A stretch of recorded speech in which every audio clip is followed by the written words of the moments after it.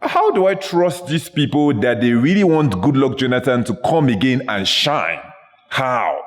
How do I think that they will come and let you shine? How do I think that they will not make the Boko Haram, the banditry, and even introduce new ones to make you look useless? How do I believe that they will want your government to look better than their government?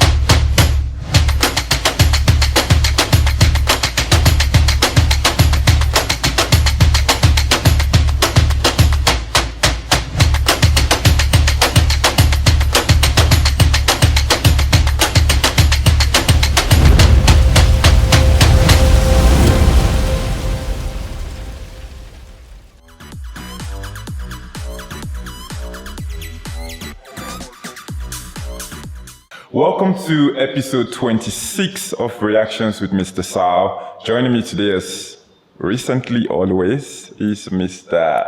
Wale Bakare. It's a pleasure to be here again. Yes. Okay, all this is a pleasure to be here again. Yeah, that looks very formal. Yeah, but that's fine. So we have a special guest today, a very special guest, because most times we don't really have females here, and they're like, we don't bring females on so here. So much for gender. So please introduce yourself. Hi guys, my name is Ogie, but you can call me Gigi, and I'm pleased to be here.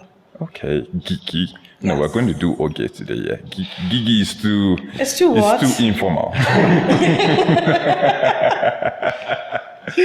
you guys doing, Mr. Wale? How was your week? Yeah, you seem busy this week. Yeah, my week was very busy. You know, I've been up to a lot lately. Yeah. And as usual, it just seems like every week there's always a bad news to tackle, and we can't take a break. I mean, exactly. I'd like to see a situation where Mr. Sal is reeling out the questions and it's positive. I know. But you know, the negative one seems to overshadow. I don't even think I'll be surprised if you have anything positive. Most times, to like, people attack us like on the online newspaper. They're like, we don't post good things about the government. We're anti-government. And sometimes I feel like responding to them to say, okay, like, give me the good news and I'll post it, you know, because it's not like we're seeing one major great thing going on and we're just skipping them to report all the bad things. There will always be some cheering news, maybe not too cheering, but they're not dominant. But I think that what's very catchy, you know, headlines are always negatives. Yeah, but good headlines could be catchy. If there's a groundbreaking achievement, that could be catchy as well. I don't think it makes as much buzz as when it's negative. The engagement. Okay, let me tell you one thing I see at the back end as well. Okay. When we put one good news about Buhari, like a great achievement, even Facebook, you will notice that the reach is not as fantastic as when you put there's one killing in Kaduna State and whatnot. Because I think that will be because we've been so used to getting very negative news, and when there's even a positive one, it comes out, it doesn't seem genuine, you know. It seems like it's meant to dose the tension, like you get. So I think that's what people think when they see things like that. That's why they don't really respond well. Anyway, let's get straight to our topics for today. Let's see if we can finish this early. So the eldest son, before we start, so please subscribe to page 36 TV on YouTube, like this video, share, comment, let us know what you think about all the topics we're going to be discussing or reacting to today. So the eldest son of Senator Bala Na Allah, Captain Abdul Karim, was on Sunday found dead in his bedroom at his home in Kaduna State. It was gathered that the 36-year-old pilot, who got married recently, was tied and strangled by suspected Fulani bandits who gained entrance into the house through the roof behind the house and entered his section through the ceiling. On the same day, Abosede Oluwaseun, an aide to the Minister of Interior,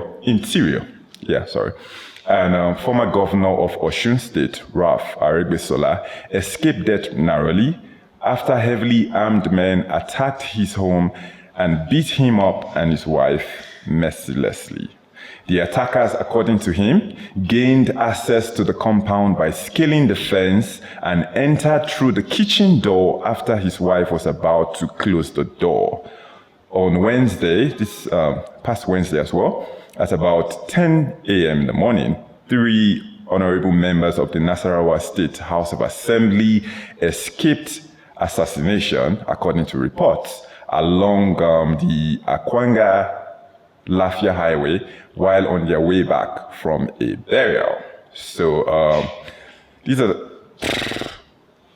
3, not all, because there were other insecurity. There were other insecurities that happened this week. So I don't want it, first of all, I don't want it to look like, because what is to come up is that when we bring up an attack on prominent people, people are like, okay, why are we highlighting this one different from the other regular people that were attacked? So I'm not really highlighting this because he's a senator's son or because these are House of Assembly members or whatnot. So what I want us to talk about, is there like a shift happening in terms of this insecurity going on right now and the attacks going on by these bandits or other criminals? Do we think there is a shift from the regular people right now to prominent people and their family members? Or what do you guys just think about these attacks that happened this week? Looking at the attack on the senator's son, because it was clearly murdered. Yeah, for that one, I think there definitely had to be an insider, because it says he came in through the roof, through his own section. Yeah. How did he know where he was? So how did he know where exactly he was at that insider, point? What do you think was the intention? Do you think they were trying to pass a message? It could be trying to pass a message Okay, I mean, look, we're here. I think they're sending a message like, okay, so this is what it is. Okay, yeah, we're coming, like it's more than just regular people. We're coming, we can come anywhere, so nowhere is safe. Everybody's going to eat breakfast. But at the same time, it could also be the poor coming for the rich. And in as much as they're attacking influential people right now, it will get to a point, I feel that it's going to get to a point whereby they don't even know who is who. As long as you look good, you are just going to be classified as being rich. And you can get murdered. Wow. For it. That's scary. So this is just, I don't know, it's a time bomb that's about to explode at any time. Wow. I wonder why we're even skipping the attack on the NDA. That alone, I wasn't on that episode. Exactly. That alone that was major. If you can attack the NDA, I mean, so what's left? So, I mean, what's going on? Wow. Mr. Wale. Well, I feel there's a pattern if you look at each of these attacks, right? It's peculiar to a certain thing. Now, for instance, this Senator Bala Ibn Ala's son, I think it's more than a mere coincidence. It's more than the regular banditry attack we noticed. Because if you look at the way, according to the story, how he was killed, he was tied up and he was strangled. Exactly. And I've even heard, though unconfirmed, that the guy is one of the pilots who fly some of these warplanes that kills Boko Haram. You understand? So there might be a connection. You understand? So if the government is winning the war, waging a war against this insurgent, they have an information that a so person is, because it's an estate, for crying out loud. I mean, for people to come to be able to break into an estate is supposed to be like the most secured, one of the most secure places to live in. So people actually went to the roof. So it just shows that it was premeditated, so to say. It was planned, well planned, and they carried out the job on a bit. Nobody disturbed them. Nobody has been arrested still. That's crazy. Nobody has been arrested. I mean, the list keeps growing in terms of attacks, and we don't have people who have been arrested. So it's really. I wouldn't want to sound like a conspiracy theorist, but go on. Why are people that are in the forefront of getting this war, being ended? Why are these bandits in quote coming for them if we're really winning the war? But how many it seems like, this obviously in war there are people that are going to make money out of it. So it seems like if this war is going to end, there are people that will lose so much. Do you get what I mean? in terms of maybe arms, their arms deals, people are benefiting from where there's insecurity, So I wonder why people are being killed, when people that are in the forefront, especially those that are protecting us. Another thing, there's a conspiracy? Of course. Somewhere? Very much so. Anyway, we all know that the whole attack, whatever, people say it's political, people say it's this and that. But another thing I forgot, I wanted to raise this up as well, So when I was reading the comments on this report, especially both the one for Aregbesol's aid, even the one for those 3 honorable members, and the one for especially the senator's son, Nigerians were so excited. Yes. For people to be so I was shocked. Like, people were so excited. No, what does this mean? No, I wasn't shocked. Nah, like, for people to be, it's horrible. So what you can ask is, where is your humanity? Yeah. But don't say you were shocked. You understand? So the reason why Nigerians will act in such a manner is because there has been killings going on unabated of regular people. And what you see is we're on top of the situation. The perpetrators we condemn. So in fact, there was somebody when a news outlet reported the death of the son of this Balanhala. Somebody quoted the news platform and said exactly what the government would have said. We're on top of this. We will ensure that. Shocked. I remember them saying that we are shocked about. So it just tells you that, like you said earlier, this breakfast will be served. It's a matter of time. Wow. Yes. So they see that maybe they feel that the part why people are a bit jubilant when things like this happen to the rich is because they feel that when the chicken is coming home to roost, the government will act faster and more decisively compared to if it were ordinary people. And I tend to agree with that, because by the time they are coming for who is who in the society, then you start to see stiffer sanctions measures being put in place to meet it against that. So people who are saying that may not necessarily be happy to even be doing what they're doing, but because they've been left out there in the cold too often than not to say, you know what, we read about regular Nigerians dying. So and if you read the news, the response the senator gave, because he understands. I think he's one of the few guys who have been talking about insecurity. Yeah, he has. He said his son is different from other Nigerians. From a few hours before he was even murdered, and what they talked about was the issue of this insecurity. In his statement, he said the death of his son is not. The life of his son is not more important than the regular Nigerians. So it just tells you there's a message. There's a message we need to take seriously there. And that is what we see on the larger scale in society. But I think it's still very sad, if I even see the government taking steps after this, I will not be impressed, in as much as we should thank God for any good thing that actually happens. You don't have to wait to be affected before you step up and take actions. You're supposed to care about one citizen. Yeah, I was going to say that. You're supposed to care about every citizen, any common man. You're supposed to make them. I feel like the same effort you put for a regular citizen should be the same effort you put for a senator's son, for a House of Assembly member, or whoever. If I see you now acting right now, just because there's a senator now involved, then I still will not have respect for the government. It seems very sentimental, because no Nigerian is more Nigerian than any Nigerian. I feel for regular Nigerians, it's the lack of empathy from the government. Okay, there are people killed in Benue, there are people killed in Plateau.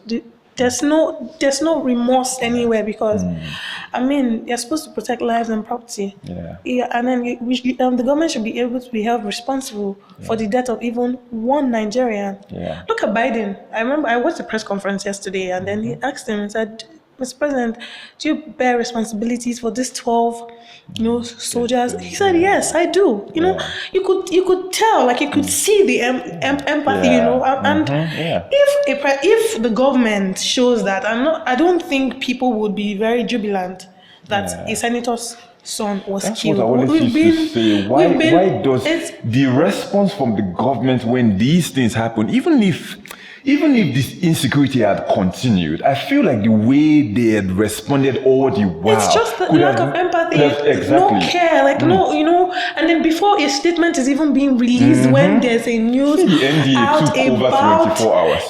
about loss of lives, it's just the lack of empathy, lack of compassion, not being able to relate. Yeah. Anyway, though, still looking since Sunday till now, the response was this insecurity everywhere still, though. So what has changed? Did this really pass any message? So we have to still look at that. Did this pass any message? Because actually, yesterday killing, today still as well, killing of mobile police.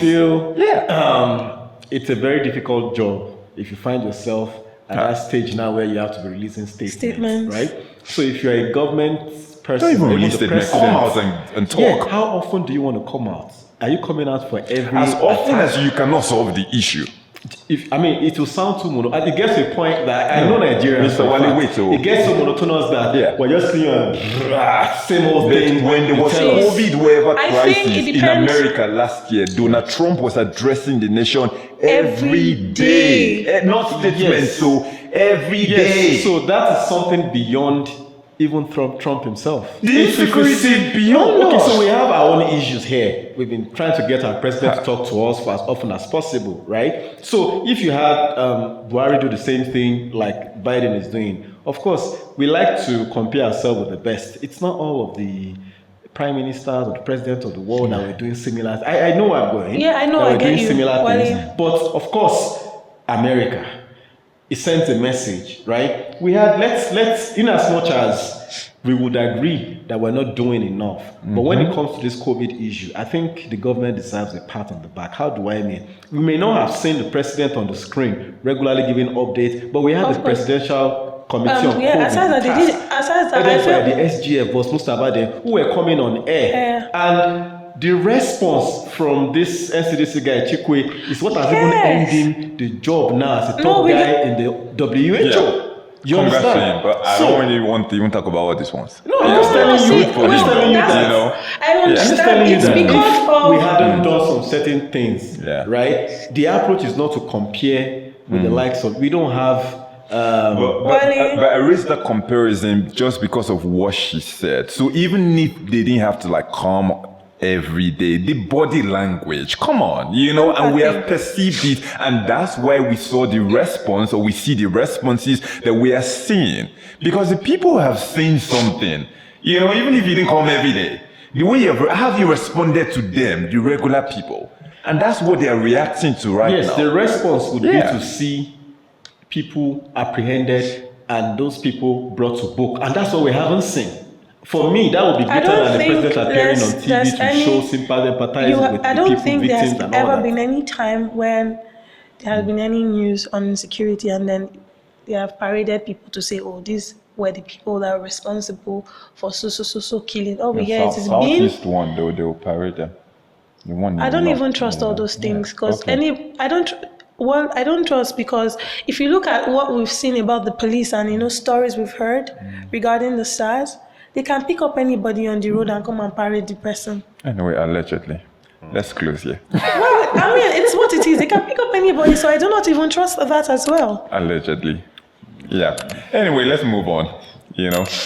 So the governor of Benue State, Samuel Ortom, last week Tuesday stated that he now believes that the agenda of President Muhammadu Buhari is to Fulanize Nigeria. The governor spoke as a guest on Channels Television's Sunrise Daily, reacting to the president's open grazing policy. He said, and I quote, "Mr. President is pushing me to think that what they say about him, that he has a hidden agenda in this country, is true, because it is very clear that he wants to Fulanize." So he also spoke on BBC Pidgin, alleging that the President Buhari federal government is protecting armed Fulani bandits who are killing, kidnapping, and terrorizing mostly the northern and middle belt regions of the country.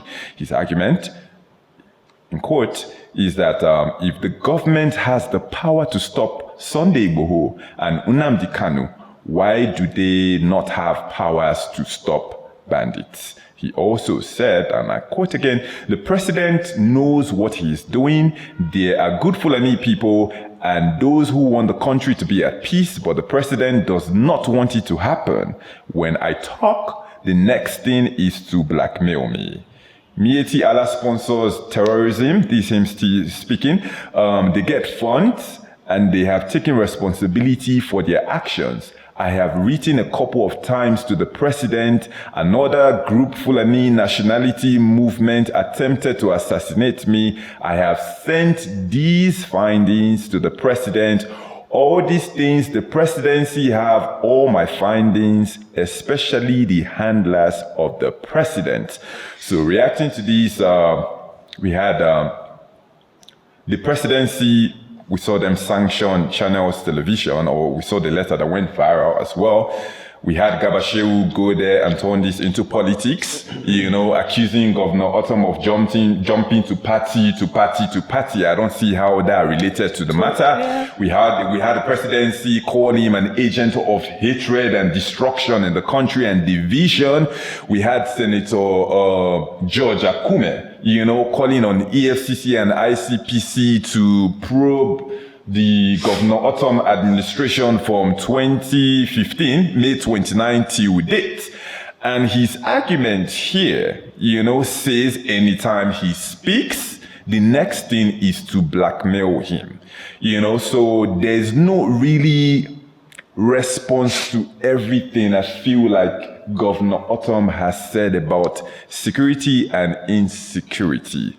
So I want us to address it because there's been this going back and forth with the governor and the presidency and the supporters of the federal government. Why do you guys think, or what do you think about what Governor Ortom is even saying and the response he's getting? Because personally, I feel like if a governor is coming out to say, hey, this group of people have written me a letter. We saw when they tried to assassinate him then. We knew that they wrote him a letter and he said he sent the letter to the presidency. I never heard that Funam was arrested or any member of even Funam was investigated. Now he has said as well that the Fulanese have said these particular things, that they have an agenda for the country. There is no response to what he's saying. There's no action to the things he's saying. And I feel like if you're telling me that this governor is a hater of the country and an agent of division, if I'm an agent of division, or if I don't want peace, I will be happy that my people are being killed. I will not care and I will not speak up. But if I want peace, that's when I'll call you and say, hey, these people have said they're about to do this and do that. These people have tried to, these people have taken accountability for all the killings and whatnot. Then I'm waiting for you to respond because you are the commander-in-chief. Yeah, in case the argument wants to come up. I can't do anything. I'm going to the commander. You are the commander of the armed forces. Why can't you do anything? No, Mr. Wale Weto. You are the commander of the armed forces, the security apparatus. You are the head. Even if I can do something, I cannot do as much as you can do, in my opinion. Anyway, that's my take on this one here. So you can jump in. Okay, to begin with, right? Yes. I feel Ortom is an alarmist. Yes. Now, he has raised, he's not the only state. He's not the governor of the only state ravaged by Fulani herdsmen. Unfortunately, Benue used to be the food basket of the nation. Yeah. And what we have now is a shadow of what we used to have before. Right. So, but whose fault? Go there. Whose fault? I want us to be able to separate politics when we see one from the substance of an issue. Now, sorry to jump, but don't you think tagging him an alarmist is a little too extreme? Yeah, it's like people are being so. killed. Do you know what he said? I think so. He said what is happening. Anyway, let's him give his take, in though. Afghanistan and Iraq, the terrorism there. He said we are witnessing that in Nigeria now. Maybe he might be he might be exaggerating a little he bit. didn't say state. Anyway, Mr. Wale, give your point though. But what I'm trying to say is agree. this. Yes, what I'm saying is this, that I think he's saying so much of recent. He's a sitting governor who has immunity, which means that you cannot even be arrested or harassed by anybody. But why should you be harassed or arrested for speaking? No, that's a discussion for another day. Yeah. I mean, that's not the case here anyway. So, yeah. he's the sitting governor. He has immunity. He's claiming that he has documents that shows that Buhari wants to Fulanize Nigeria. Give it to the media. Publish it. Let's see. He made a statement. He said in 2012 that Boko Haram named Buhari under Jonathan government as one of the negotiators. Yeah. Anybody can be named as a negotiator. And the question is, did he accept to be on that panel to negotiate for them? Anyway, those are not... That's by the way. Yeah, exactly, by the way. So I feel what Ortom is doing is too political. He's playing the politics more than, because I feel this is a cloak to deflect from the maladministration and things he's not supposed to, things that he's supposed to do to develop his state. Fine, you can have challenges, it's fine. You can run to presidency, you can talk about so many things, but are you saying that from all the allocations you get and all that, the Fulani bandits is the reason why your state cannot even develop the agricultural sector?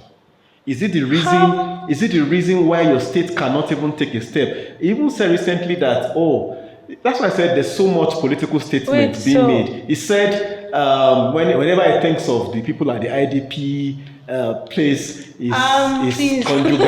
I mean, that's extreme. I think he's saying so many things. Okay, so you think he's talking too much? What he's trying to do, he's trying to whip up some public sympathy, and I think he's already pandering towards that. Let me ask you one question though, because I really don't care about this governor, but I care about the citizens of your state being killed and you're helpless, and that affects you. But wait though, you said he should release the letter publicly, but it should not be of concern to me if I sent the presidency this letter and you didn't do anything about it. He didn't say he has sent that letter. He sent letters. Yeah, he said he sent the letter. Yeah, he has written. So the presidency responded by saying that there was at no point at any time with Buhari honored any invitation where he was called upon to negotiate with anyone. So if he has other documents, I don't think that should be a document to prove that somebody wants to Fulanize. So if he has something that we don't know or the press don't know, isn't it to bring it to the public knowledge so that people can now pressure the presidency to say, you need to respond to this. This allegation is too weighty to let go. So I feel that, like I said earlier, there's just so much politics going on. So what do you think he wants to gain though? This somebody that said this second term now. It doesn't matter. He's not coming for anything. So why do you tag it as political? It is political because there's a succession game plan going on, and if he leaves power, if for any reason the EFCC or any anti-graft agency had to be a search on his activity, it comes back to you guys again, the public, and say, it was pinned to a statement I made. To come and investigate him. It was pinned to a statement I made in so and all that. At what point do we say this is not political? I think that's where I'm getting really tired. Because if one person speaks, we'll say it's political. When will they speak, or who should speak for me to say this is no longer political? For me, all I see is a governor that's helpless. Yeah. That's what I see. You see what? Speak in your mic. Yeah, all I see is the governor that's helpless. He's been watching his people being slaughtered, and nothing has been done. I remember, I don't know how quite recently it was that he said, they have to now start protecting themselves. I've also had a conversation with someone from Benue. I think it was an Uber guy who picked me up one day, and there was a conversation on the radio, and then he was saying, I think he was responding to something that was being said on the radio. So I asked him, he was affirming, he was like, I was asking him, so why do you argue? He said, because we protect ourselves. Everybody has their knives. Because you might just be at home one day and then you don't know they're coming to, and they're slaughtering people in a village or something. That's sad. So how do farmers now go to farm if they are being slaughtered, or people that are producing food? How do they go to farm? What known measures? Wait, Mr. Wale. The power he has. Wait, I'm asking. So how do they, if they are being killed? Then you heard. This is President Buhari's state governor now. Aminu Masari came out clearly in quotes to say that the governors are just chief security officer in paper. Clearly, he said that they do not have any power to do anything concerning security. This is the President State Governor that said this right now after telling people to pick up arms to protect themselves. When he was being attacked, he said, our CSO Biko is just in paper. We really cannot do anything. That's where I really do not fault Governor Ortom from running to Abuja. We talked about one of our old episodes where the president mocked two Southwest governors that came all the way, to cry about the insecurity in their state, and he said he chased them away. And I'm like, how do you chase them away? Because his argument then was that is there people that elected them to power, they know their vicinity so much. How does that argument count? You are in charge of the security forces. I don't have power to command even the commissioner of police in my state. So if we really want these powers to be in the governors, I think we need to go and change these laws. If the police can no longer handle security issues anymore, change the laws and let the governors now take care of their states. But you cannot hold on to that power where you are in charge of them, of the security forces, and you tell the state governors that, go and do this and do that. Really? That's not my job. I do acknowledge that there's insecurity in these states. And I also do acknowledge that it is overwhelming. It's because it's overwhelming. That's why governors like Masari will come out, or other governors will say, arm yourself, protect yourself, right? I think I'm not even trying to old brief for the center that is meant to do, okay, what intervention can the center actually give? Let's even say they want to act. One, they can beef up military presence in your state. Yes. Two, they can give you fund to. So in the end, we're making it seem like we're trying to absorb these governors of all of this. It's sad to make it seem that way. You understand? These governors, right? If you go through the constitution, right, as the chief executive of their state, we've talked about sessions where we made case for community policing and state policing, but we don't have that, so let's make do with what we have right now. Now, these governors constitutionally are empowered to fix security issues in the states, and we've seen model states who didn't even have the kind of issues going on in Benue. They've come up with internal local security outfits to protect it. So what I want to see, like a Motekun. Yeah, Ortom talk less and do act. more. Yeah, I'm not saying he doesn't have the right. Don't get me wrong. I'm not saying he doesn't have right to complain. But why does he give us every week new episode? Okay, but let me I just want you to show action in your state. When people see what you're doing in your state and still you're not able to mitigate against this, then you don't even need to call on. It is the people that will do the talking for you to say, no, this guy has done something. Okay, so let me paint this scenario right now. Yeah, you gave a scenario earlier. By the way, statement anyway, you were saying, okay, he can speak right now because he has immunity. So, and we have seen many situations where, be it this government or previous governments, if you tend to speak against, then they can turn against you. So what about a scenario, where, okay, this guy has been speaking so badly against us and allegedly, let's deal with him. Let's make this insecurity in the state that will make him look bad worse. What does it do in that circumstance? Should you be scared to speak because you feel like when you speak up, these people can set you up and make you look like a failure, either opening your books for EFCC to come and spot why you have to even wait for him to speak against you before you bring EFCC? Yeah. So I feel even the manner in which the presidency countered it was too defensive. That's what I'm saying. They didn't even talk about the insecurity that I talked about. This is what it is. You don't come talking about jumping from one party to the party. That's just very irrelevant to the issue that was being presented. You should come with facts to debunk things. You can only defend what's in front of you. You cannot defend what somebody says I have. So why did they come out then? So I cannot defend what someone is saying. If someone keeps threatening to say, if I release that thing, I will release. There's nothing I can do about it. until you release it. So I think it's even bad enough that the government will relax and say, let things even continue to go bad in Benue because you want to punish Ortom. At the end of the day, it's a stain on you. It's your people, of course, you know? It's your people. You know? Anyway. And then this whole Islamization thing, it's becoming too much of the other day. You have too many people speaking on it. And then, sorry, that I have to speak, all right?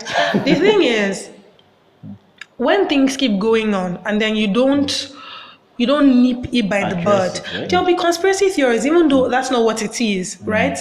Anybody can spin anything from what's going on. Do you understand? So in when you have this whole reintegrating, what's it called? Reintegrating the repentant. That's, I mean, is somehow. Yeah, we talked about stuff it's that. Really, how they're not really explained well to the public and stuff. Firstly, right, I don't live in that region, but if I were living in that region and then I see someone that I know that has killed someone close to me, and then you're saying, oh, you're sorry, and then you want to bring that person back to live with me, hell no, I'll never trust that person. I won't feel comfortable. Yeah, people can end up going to even kill them. Yeah, it could be revenge. You don't, I mean, people internalize things. That's a story someone told me of someone, like he was in Maiduguri, when this whole Boko Haram thing was happening. And then he was like, oh, there were some people that surrendered and said, oh, they are sorry, they don't want to do anything again. And then because that place, the war was still going on, but they brought them back, they said, oh, we're forgiving them, they've dropped their arms, blah, blah, blah, blah, blah. Then they put them in the IDP camp as well.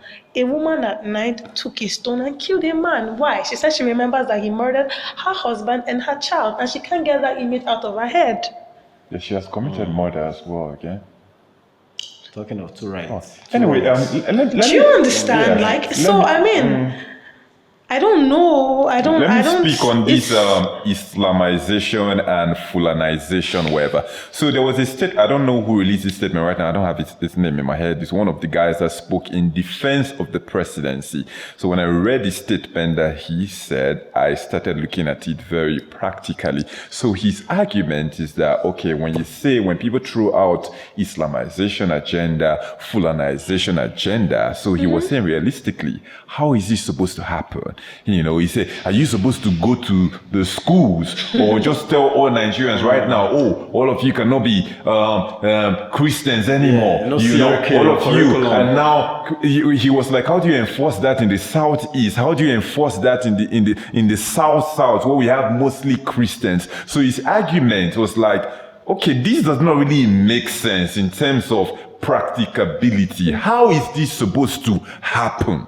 That was his argument. And within this short period of time that the president has left in power, how is he supposed to even achieve this? So when he said that, me in my mind, I'm like, okay, how is this really supposed to happen? Because I really do not see Fulanization or Islamization agenda. I see insecurity and I see Fulani headsmen that are protected, allegedly, or whatever.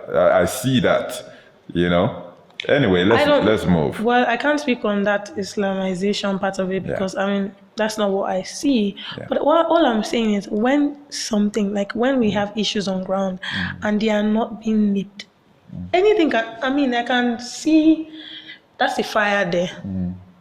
It's red. I can say, oh no, it's yellow, and I'm going to give you reasons why I see yellow, and then it's spreading. All I do is I'll connote one long theory, send it on WhatsApp, broadcast it before it will get to Facebook. Their response to debunking and killing it immediately. There are so many things that are on ground that you can say, oh, maybe in as much as that's not what it is, but because you're not able I feel like the president does not have the best team. We've talked about that. See, I think episode talk about the government not doing enough to push their own exactly. Well, I was going to say something when you raised how Nigeria has handled COVID, right? Yeah. You know why it was possible? Because we had very competent people. Do you understand? No, I feel because there were many competent people to work. Yeah, it was more than just, I'm doing this appointment because this because I want to pay back or pay for the favor or I'm counting favors. We had competent people at the forefront of this, and that's why. It's not like we had some other issues, people were hoarding palliatives and what. But we can't skip, we can't skip let's that. Let's not sleep on the fact that we have good immunity in Nigeria, please. Yeah, I'm not really going to place I'm this not going on to even speak on that immunity part. I'm just saying that we had a lot of competent hands at the forefront. And that's why. Anyway, let's move to our next topic. So a chieftain of the new Nigerian People's Party, Barrister Olusegun Bangbose. Did I pronounce that word? Is that your Yoruba name? Bangbose. Okay, Bangbose. Yeah, on Tuesday said that former President Goodluck Jonathan has concluded plans to dump the main opposition People's Democratic Party. I need to take a drink. That's the PDP. I should as well. For the ruling All Progressives Congress, that's APC, in order to secure the party's 2023 presidential ticket and emerge as the next president of Nigeria. So this is part of what he said, and I quote. So he said Goodluck Jonathan, has been brainwashed by some APC stalwarts that he is the most qualified Southerner to take over from Buhari, having honorably accepted defeat in 2015. They have been able to convince him that it is time for payback for what he did in 2015. This is why Jonathan has not been showing any interest in the internal squabbles in his party, the People's Democratic Party. This is just the master plan. APC has concluded to zone the presidency to the south and will also ensure that PDP joins suit. They will go to any length to ensure that Atiku Abubakar is denied a ticket by the PDP. So I was talking to you earlier before we started recording as well. I'm like, okay, Primate Ayodele Elijah Ayodele Abi. Primate Ayodele. He gave a prophecy. He gave a prophecy again. Yeah, what did he say? On this one, so he confirmed that Goodluck Jonathan is indeed going to decamp. He said, except God touches his heart. But he warned him and said it's going to be the biggest disaster of his political career. He warned him against it. Then also, reading comments as well, Nigerians do not want to hear this nonsense. Most people are scared that he's going to tarnish his image. They will respect Goodluck Jonathan after 2015, conceding, the first time, hero of democracy.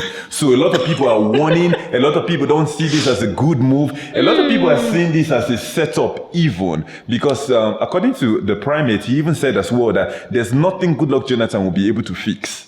Because I feel like I was telling Wale earlier as well, I feel like whoever is orchestrating this are doing it for their selfish interest. They really do not care about Goodluck Jonathan. There's this North-South presidency thing going on where they want to throw in the Southerner, just to get... You know what? Anyway, I've actually been thinking about this zoning thing. This whole, it has to go to the north. What do you think about this move? Do you think Goodluck should decamp and become the next president of Nigeria? Well, I don't know. Well, this news could be just a matter of testing the waters. I don't know. I can't speak. What do you mean by that? What do you mean by testing the waters? Like maybe trying to get public reaction. That's what I mean by testing the water. There are things that people do. They're trying to see whether Nigerians they are trying to get our risk. That's why I think it could be trying to test the waters. What you're saying. It could be just another thing. Everybody has a price. I don't know what he's been offered. If that's how he wants to do it, or if he thinks it's just enough for him. What do you think? What it is? I really can't say what it really is. What am I? What does my... you should have your own opinion. For me? Well, I just think they're just testing the waters. That's why I think, my own opinion. If he ends up coming out, he really decamps, and we see them push him as their presidential candidate. Do you think that's going to be I only see it as a move to hold on to power. I don't think it will be anything genuine. But do you think Goodluck Jonathan can come and take us back to where he left us? Anyone that's going to come and take over has a lot of work to do. Lot of work to do. Well, what do you think about this? Do you think it's a fantastic move? First of all, I'm sorry, I do not believe in these political prophecies anymore. No, forget the prophecy. This one, the first one was never a prophecy, it was a politician confirming. And then again, I like to say that oh my God. Don't play with primate Ayodele. His prophecies always spot come on. to pass. Are they always spot on? Okay. Everything. I will specifically, Every damn because thing. of this statement you guys just made, Yeah. I will specifically watch out for this particular one. Yes, let's watch out. subsequent prophecies And next. before now, I was telling you, I've heard about this before. I heard about let this me ask. earlier. Well, they have Has any of been. the They have previous been. prophecy you made come to pass? His own primate. His own, yeah. Do you know anyone? I don't know notable? anyone though, but I know his prophecies No, come but I to know pass. that this Goodluck thing. I think after a while they've been trying. Like Yes, if you it check has in the been media, coming out. sometime in there's no February, I doubt think that's about the that. first time he broke out. Yeah. It's not the first. Yeah, so Anyway. first of all, right? Reaction. Politicians, their ways are not like ours. They don't reason the way We're not we about reason. reason, Goodluck Jonathan though. He's a But he's a politician. politician. Now, what is he? He's a politician. He said his blood. He said the blood of no Nigerian Nigerian is is what what his his political career. Not our See, Goodluck In Jonathan. 2015. Not our Goodluck In Jonathan. 2015. He must really be So, your uncle. You see, yes, a lot of things happen that we don't That's see. why I say everybody has a price. You understand? A lot of things happen in that political spheres that we don't see. These guys meet. They eat together, they dine dine, together. no, there are no they do a lot permanent of things enemies, together. there are We no don't permanent see. friends. So we only react based on what they want us to see on the outside. Yeah, optics. Right? Okay, so being more practical now. Yeah. We've had a situation where allegedly the APC were hearing that they might zone their presidency to the south. And then the PDP were hearing, though, I mean, nothing is confirmed yet, that they may take theirs to the north. Right, so if that's the situation and Jonathan decides to defect the APC, he's eligible to contest. You're playing it. If Jonathan. If he wants to, if he's interested. That's on him, No, actually. we know. Yeah. Wait till Mr. Waleo. We know that the presidents that we've had in this country are not just people that sit down there and come out and say, I'm interested. We know, because some of these people have spoken after they have left office as to how they emerged. Even Goodluck Jonathan. He told us how they met with him, talked to him, and offered even the VP position, even then, to balance equations or to sort out whatever. So I don't agree with you that you even think that Goodluck Jonathan is sitting down there on his own thinking, oh, I want to. I think he's under pressure by some certain group of people for some personal agendas. Without a shadow of doubt, right? I think that is clear as day and night that in the kind of political system we run, somebody somewhere has to act as an emissary to say, we want you, a group of people wants you, a power block, a certain power block wants you, and then you start to think of that idea like, it may not be a bad idea. So I feel Jonathan will be at a point where he's thinking right now, like, if I stay in the PDP, what do I stand? If I go to the APC, If I go back to the six, if I go back to it can be more. Politics, power. Power can never be Goodluck Jonathan is not after hungry he for left power. power in Nigeria, he got on at what's that? He became appointment. he's got to international appointments, right? But what more? I mean, like I was saying earlier, that they don't think the way we think. Now, for all of the perception that we had, there was what we thought about Jonathan before we entrusted Jonathan Buhari with this mandate, right? Whether you have a change of mind now or you think it was justified, it's a different ballgame. Now, given the chance and the opportunity, don't you think somehow Jonathan might be toying with the idea of, if I'm able to return back to this seat and lose your integrity? Hold on, I can rewrite a lot of wrongs, a lot of things I couldn't do, things that were attributed to me that I could have done better. You might see that. Okay, but he did say that. I remember him saying back then that there were people that didn't, maybe like sabotaging his government. So how are we not sure that those same people won't come back to sabotage this one if he gets on the seat again? So we're looking at it from the angle of being there, done that. Right? If I get back here, I can see, I can read the moves once I see somebody is trying to. And if Jonathan come back and it turns out a different leaf, you all are going to be shouting, so he has this on his sleeves. Imagine he's dishing out orders, he's leading from the front, he's doing things he wasn't doing in 2015 because he is back. You talk about integrity, right? He is back. He knows that he handed over power. He put the call across. There's already that notion that works for him. But how about getting there a second time and doing things better and doing things that you didn't do the last time, and then you come out, you even raise your integrity to raise to power 10.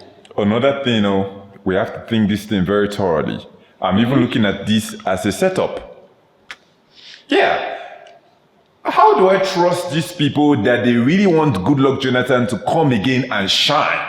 How? That's what I'm saying. How do I think that they will come and let you shine? How do I think that they will not make the Boko Haram, the banditry, and even introduce new ones to make you look useless? How do I believe that they will want your government to look better than their government? There have been people that have come out to say that these Boko Haram people were people that were so I'm just saying how do I believe that they want me to look how do I believe that they want the economy to look better in my time than their time? This is pure speculative, right? If it now does happen, then for accepting to run, for accepting whatever they pitch to you, then the buck falls on That's what it still boils down to him. We can't really opinions don't matter.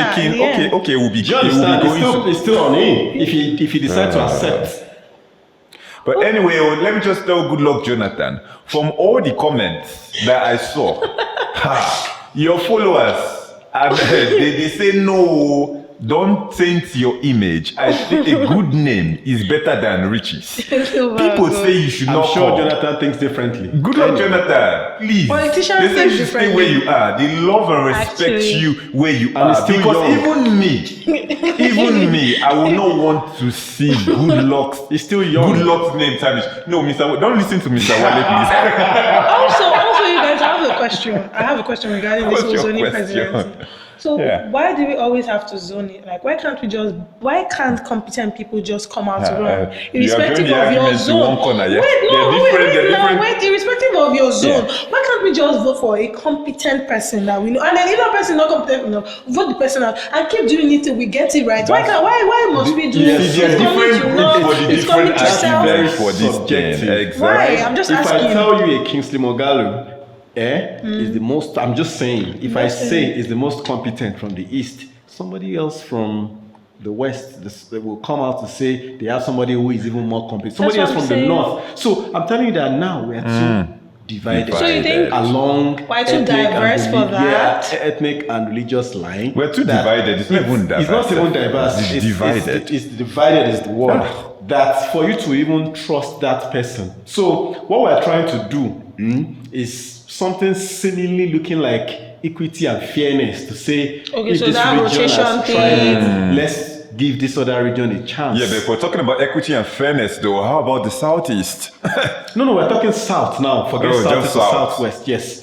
Really? So it now depends on where the pendulum swings. Anyway, so the Southeast too. Let's leave that topic alone. Since after Zeke, I've already advised Goodluck Jonathan. Please, you do your history classes after this episode. Okay, yeah. We are working with time. I'm busy, but I'm giving you my time. So. No, you're talking about Zeke. No, I'm just saying, I'm trying to do the whole calculate how many times someone from the Southeast has ever. Not in this democracy. None. No, maybe Senate presidency.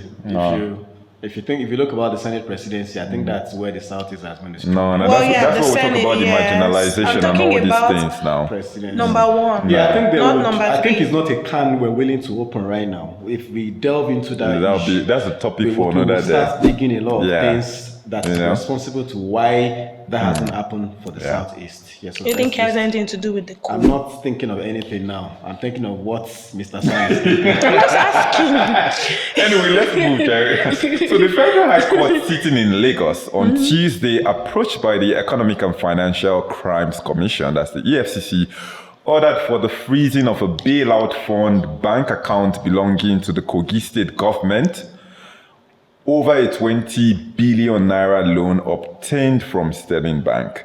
The EFCC counsel, A.O. Mohammed, informed the court that the 20 billion naira loan meant to augment the salary payment and running cost of the state government was kept instead in an interest-yielding account with Sterling Bank. He added that instead of using the money for the purpose it was meant for, Sterling Bank, acting on the instruction of the Kogi State Government, transferred the money from the loan account and placed same in a fixed deposit account with an interest rate of 9% for a tenure of 240 months, which is 20 years. Yeah. So the fixed deposit account sought to be frozen by according to the EFCC, received the 20 billion naira on the 25th of July, 2019. And as at 1st April 2021, which is 2 years after, the balance in the fixed deposit account was 19.3 billion naira. The EFCC added that they are still tracing what the 666 million deducted from the said funds was used for, as it was not used for the payment of salaries by the Kogi State Government. We're talking earlier, you guys didn't know it was 240 months. So this was not really like news to me. This was news to me for the first time, because we're seeing like the EFCC trash on an issue like this. Behind the scene, we hear about discussions. I've heard about this. Former IGP allegedly used to withhold the salaries of police, in a fixed deposit account. I've heard about this before, allegedly, to collect the interest on those funds, So looking at this Kogi State one right now, if it was for a none is even right. Whether short period of time, long period of time, wrong, but I'm just looking at 20 years. So Yaya Bello must have left power in how many years from now? So imagine how much interest he's trying, allegedly, to secure for his future.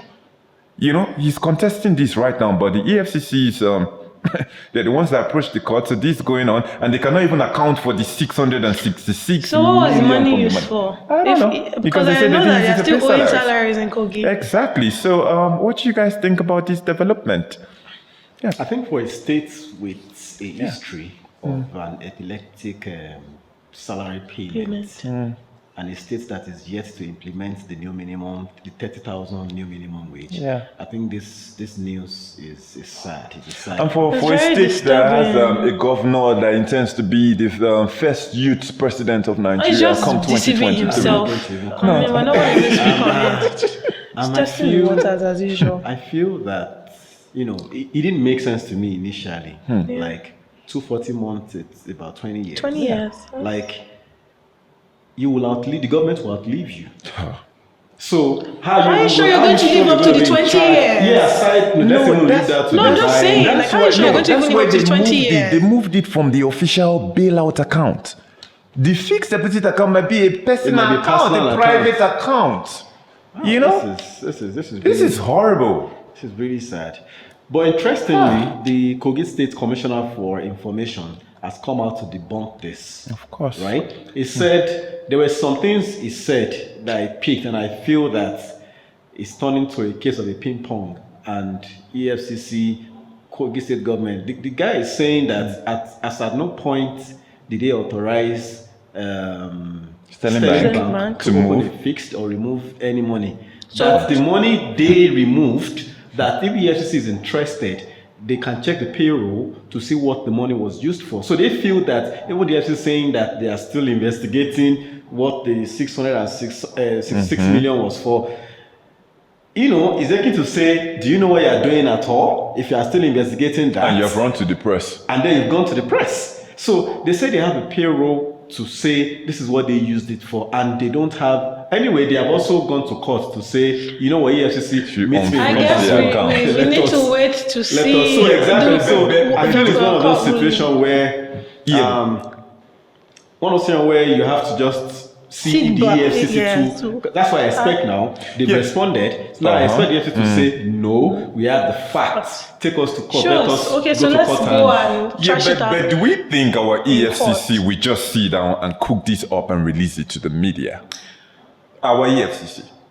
Yes, when you say our EFCC, because we're supposed to trust our EFCC. We've seen, unfortunately, if you look at the Abba Kyari, the Kyari case, the police guy, right? So in light of what the FBI did, the thorough job for that's the FBI. Yeah, I know. That's good local. I know. That's what I'm talking about. What do you mean that our EFCC cannot get to that level? We don't practice that investigation before. People have seen a situation where we want our EFCC to act like the FBI to say, don't just rush to the media. Take your time. No investigate. Have your facts. Then have your facts that will be proven beyond reasonable doubt that you have nailed this thing. Like you can't even sleep. Because we're not there yet, right? And that's why there's suspicion. There's people who will say, let's. Ordinarily, if the EFCC comes out to say Kogi State Government has done this, we're supposed to run along with that fact. Yeah. But now we're having a situation where we're saying, no, let's wait for the government to. But we don't even know, though, because we don't know whether EFCC have really done the investigation. So we can still give them that benefit of the doubt, because they might not really release everything to the media to let us know, oh, this is everything. This is what's going on. This is what we have. I want to believe that they have done their internal. There cannot be a smoke without fire. That's I was going to say that nothing can spring up if there was no room. It's possible that there might be an intent to do that. There might be an intention to do that, right? But when you come out to bring this to the public, what I would have expected would have been someone like them inviting the governor or somebody or the finance director to say, it's an invitation, harmless one. Come and explain. We noticed this and this. They can't invite the governor now, sure. Maybe somebody in the lower cadre of the government to say, come and explain to us. We noticed, because you see, in as much as we want to fight corruption, right? I think that's where we always get it wrong. Fighting corruption. Why not let us see where we can block holes? I don't think what should be the ultimate for EFCC to say, we have nabbed the Kogi State Government. It should be, we have ensured that the Kogi State Government were not even successful in trying to put this money in a fixed deposit. I don't know if you understand what I'm trying to say. I think we are too quick to want to say we've nabbed them. We are too quick to want to. It's like somebody who installs a tracker on a bike. You give someone to ride the bike for you, and then you don't tell the guy there's a tracker there. You're just waiting for him to make a mistake. That mistake will be costly to you, the owner of the bike. Why not tell the bike owner that I have a tracker there, so do not go outside these zones? Then the guy knows that, I'm being watched. And then what's going to happen? He's going to do the right thing. And what if he takes the tracker out? That's a different conversation entirely. No, I should not tell you that I have a tracker there. You should do the right thing by yourself. Yeah. But we're not in a society. Okay, so we're talking about Nigeria. This society. We should start expecting so much more Nigerians. If you're expecting the EFCC to act like the international criminal agencies and security agencies, we should expect the same standards from our leaders and wherever people now. All of us should do the right thing. If you see that somebody is not competent enough, you vote that person out. Vote another person. That person is not competent enough. We keep like that till we get it right. These are just allegations. I wanted us to just react to it, because we have heard this thing. They practice it, but I'm just saying this is not far-fetched. This is not too much to be a lie. And I cannot really vouch for a governor that when I step into your state, I cannot boast that you're a serious human being. You can't see any development. So I don't know, Kitty or not Kitty. It's sad that the state already has bad records already when it comes to salary and all that. Yeah. And airing this, of course, you naturally want to take it out on the government. Not even come to his defense or anything. So, but if we want our system to work, right? fine, you guys might be right to say, let's put leaders. I mean, they're already elected, they are there. Whether they do the right thing by their people who elected them there or not, it's another different ball game. So why not let's look at it from what can give us results at the moment. What can give us results, and while we hope that we can fix the entire system, maybe in the long run. Anyway, I hope this case does not just go under the radar, like most of them go. I would like to see to the end of this matter. Just like DCP Kerry's matter. They have submitted reports since. Police will not tell us what's inside that report. Anyway, that's by the way. Let's get to our final topic. So the Human Rights Writers Association of Nigeria, HURIWA, on Wednesday called for the immediate arrest and prosecution of the Inspector General of Police, IGP Usman Baba, for the illegal detention of 21-year-old Gloria Okolie for over 75 days. HURIWA specifically called on the National Anti-Human Trafficking Agency to arrest IGP Baba and investigate him, over the alleged disappearance and enslavement of the young lady from Imo State. It also appealed to President Buhari to call the police and Department of State Security Services, DSS, to order, warning that their continuous refusal to obey the constitutional rights of detainees may lead to the imminent collapse of Nigeria's democracy. It stated that failure of the police to release Gloria Okolie on bail, as recently directed by a competent court of law, says a lot about their total disrespect by the IGP for Section 6 of the 1999 Constitution, which grants powers to the courts.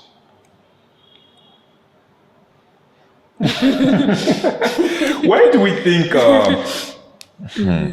Still speaking on this, I don't want it to always look like I'm attacking or we're just like attacking the government, but when things are going wrong, we have judiciary, we have the legislature. We've had the legislature come in many times, the federal parliament, come in many times to say they invite these government agencies. They don't honor their invitation. Right now we're seeing the Nigerian police force. Many times we see the DSS, not obey court orders. A court, a judge, that is really empowered by the Constitution, gives an order and you just disrespect it and making the judiciary look really powerless, So I don't know what you guys think about this illegal detention of Gloria despite the court order by the police.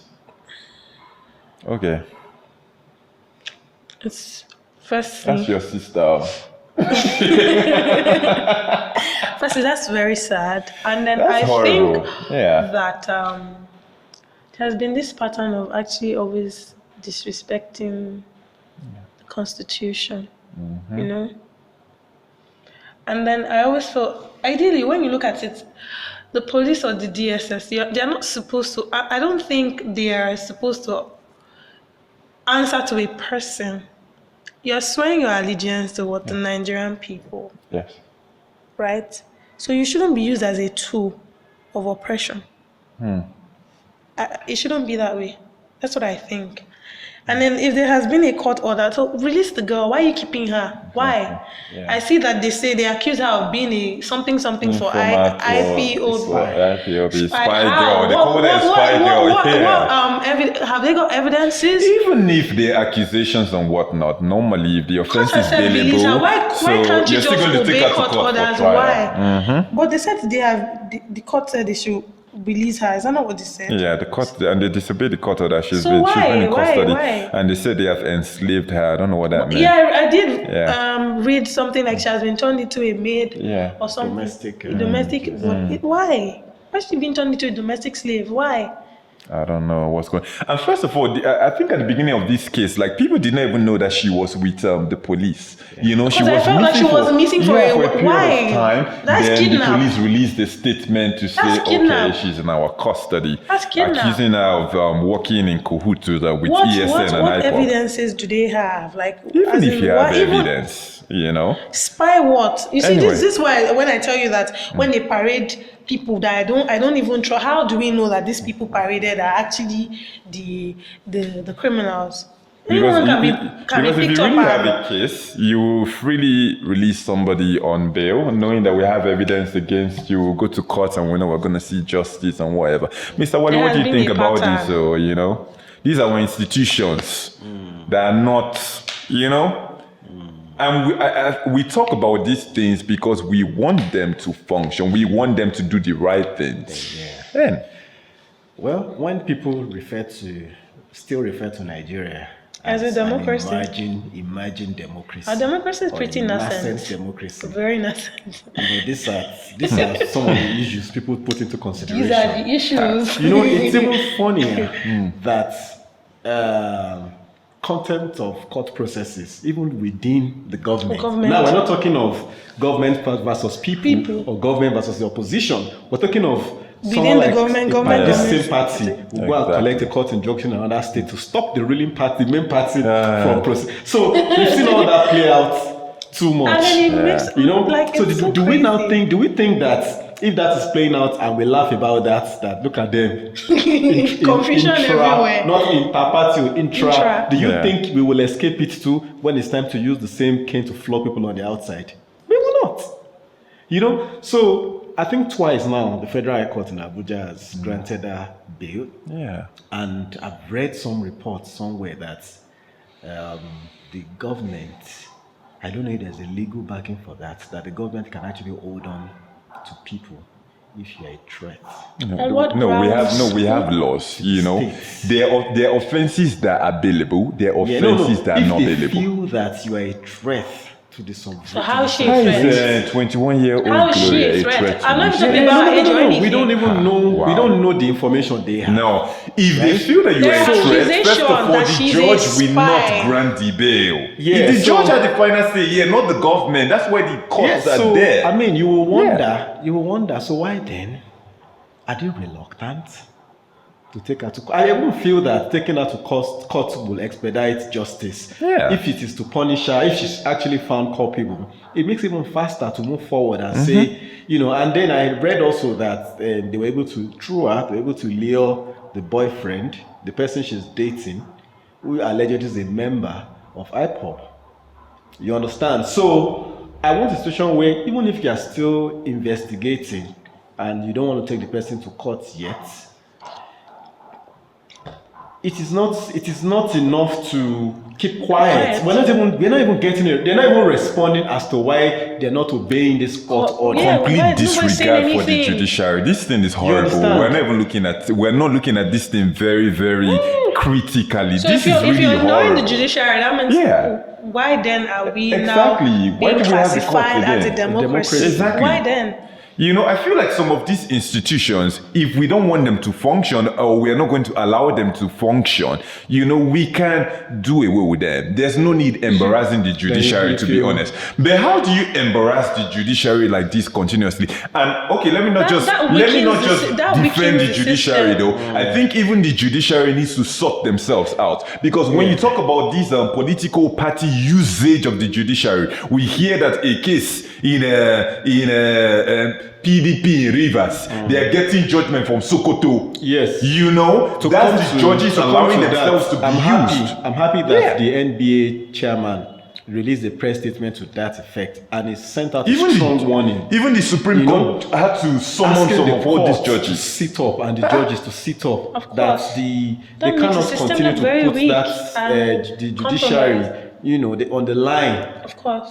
So I'm happy that but I don't know to what effect will the judges and the courts be able to adhere to some of the propositions in that statement. It's sad, but luckily, like we've seen before, it usually takes like bodies like Amnesty International and other pressure group to prevail on the government. We saw what happened to the 6 people that were picked up during the rally, the Yoruba Nation rally that have just recently been released. So that's the same pattern. Might be the case for it's going to take another pressure group and a lot of international body to say, you know what, release these people, should not release get these people, there, take them to though. court. Should So not. I feel at the point in time when government weighs it and they see that they don't But have why the do we case, have to have the Why does it have to get intervention there? of they don't international release them. bodies? That's what happened with Why? the 06. Why do Because we if always... there was a case, then you probably would, So Anyway. let's just hope. I urge them to do the right Let's hope thing. that let's Just do continue the to put right more thing. pressure on the international body to prevail on them. Why do we Please. even need the intervention of Because that's the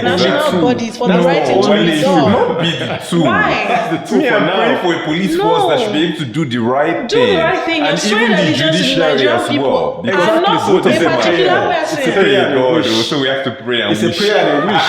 But me, I'm using something that's more practical. So we've been practical here amongst. Why can't we just do the right thing? It's Why? a statement you're making that Why? we don't have the answer.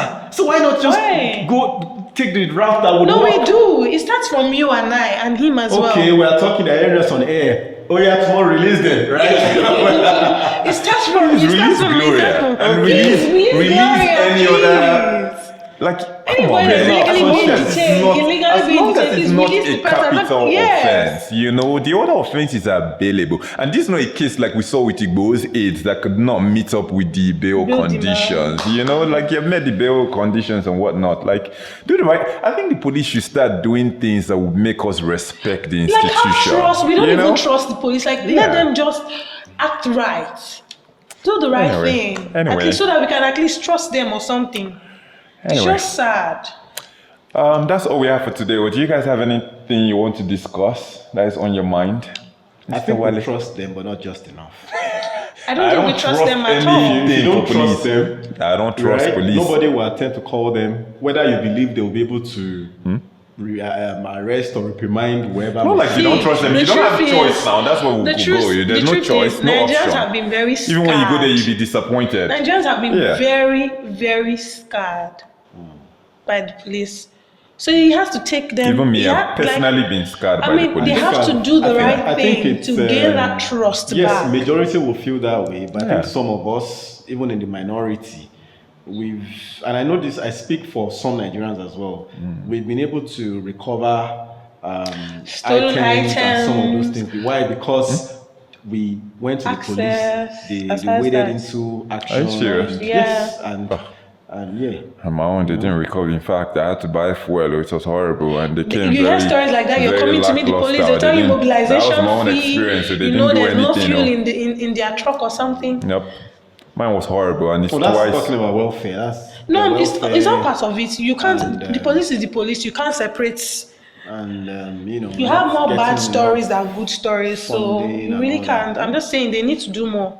We need to Anyway. have more good cops. I'm not saying we don't have good cops. We do have good cops. I But don't know whether we have good We cops do have anyway. good cops. We Mr. do. Yeah, just We do saying, have good No, cops. they're actually good cops. We do have good maybe A whole cops. lot of them. But we do have- 1%. If in Lagos, Yeah. for instance, They some have of good some of the cops. RA, if you have a flat tire on the They'll top, help you know you. how dangerous the third mainland bridge is. You get people who will stand by you until you change your. So these things are not reported, but they are small, but they go a long way. We've seen We the have The good police cops. bad swing into action. overshadowed Yeah, the good. yeah. now. That's what I'm So saying. That we need more. You know? We need We need- more. yeah, The more police good has narrative to- very bad PR already. Okay, let me take that. I don't really, I blame it on them to say, okay, we really don't have good cops. I don't think it's really the fact that we don't have good cops. I think even some good people that have joined the police force, because me on my own, I'm like, how do people join this stuff, be it army or whatever, to go and protect people? I see it as a big deal for you to even come out. I don't think some people do it out of, oh, there's no job. Some may, I don't think some do. I think some people are actually passionate about protecting, There are some people others and that whatever. are very and I feel passionate, like yeah. when some of them join these institutions, maybe like the police, they go there and they see the system, and you really cannot beat the system they have seen course, there. so Some you of think them you just have to to- blend in. Then if the welfare just is not bulge really in. done, you don't really have a structure where you can even function to your Well, capacity. we That's need why a we total always call for overhaul. police We need it. reform. We need an overhaul of the police Yeah, system. so Yes, just we had to do. put that out there. Anyway, thank you guys for Thanks for this having us. episode. Thank you, Oge, for joining us at the last minute today. Thank you, Mr. Wale, for Thank sacrificing you, Mr. as usual. Sal. Thank you, I Mr. appreciate Sal. you. For still believing in Nigeria to an extent. Anyway, thank you guys for watching. Please don't forget to subscribe to Page 36 TV on YouTube. Like this video, share, and comment. I'll see you guys next week.